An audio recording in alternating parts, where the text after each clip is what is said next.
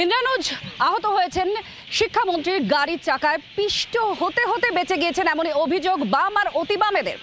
আর এখানেই তোলপাড় হয়েছে সোশ্যাল মিডিয়া, আর সেখানে একের পর এক কটাক্ষ পাল্টা কটাক্ষ, অভিযোগ পাল্টা অভিযোগ উঠে আসছে। আর তার মধ্যেই দেবাংশু ভট্টাচার্য, তৃণমূল কংগ্রেসের মুখপাত্র এবং আইটি সেলের প্রধান, তিনি একটা পোস্ট করেছেন।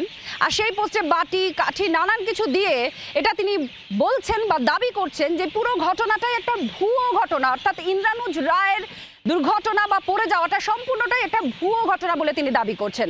আর তার কটাক্ষ বা পাল্টা জবাব এসেছে সৃজনের মুখ থেকে।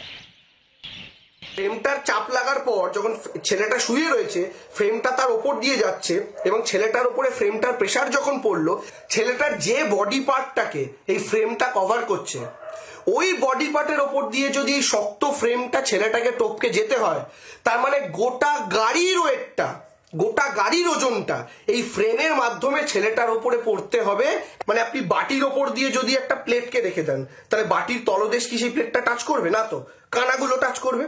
এটাকে আপনি যদি বাটি ধরেন, এটা হচ্ছে আপনার বাটির কানা, সেখানে টায়ার যদি এই বড় বড় যায় তাহলে চোখ টাচ হওয়ার কথা না, এই বড় বড় গেলে চোখ টাচ হওয়ার কথা না, কারণ এই তিনটে উঁচু জায়গা তার মাঝখানে রয়েছে। যদি চাকা এখন চোখের ওপর দিয়ে গিয়েও থাকে, সেই ছেলে 5 মিনিট 10 মিনিট পরে ইন্টারভিউ দিতে পারে। এই যে পজ করো, এই ছেলেটি ইন্দ্রানুজ নয়। এই যে ছেলেটি, একই জামা যে ছেলেটি আহত রক্তাক্ত হচ্ছে, আমরা আরও জুম করে দেখাবো। এই ছেলেটি ইন্দ্রানুজ রায়, তার ভার্সান হচ্ছে সে হিউম্যান চেইন করেছিল বাকিদের সাথে, বারবার থামতে বলা সত্ত্বেও শিক্ষামন্ত্রীর গাড়ি ওপর দিয়ে চলে যায়। সে আজকেও গতকালও বলেছে যে আমরা বলেছি, আমরা বুঝতে পারিনি যে গাড়িটা চালিয়ে দেওয়া হবে সত্যি সত্যি। এই যে চেক শার্ট ইন্দ্রানুজ রায়, ওই যে ইন্দ্রানুজ ধাক্কা খেয়ে পড়লো, আবার দেখেন ওই যে ইন্দ্রানুজ ধাক্কা খেয়ে পড়লো। বাংলার আওয়াজ, বাঙালির আবেগ, জি 24 ঘন্টা।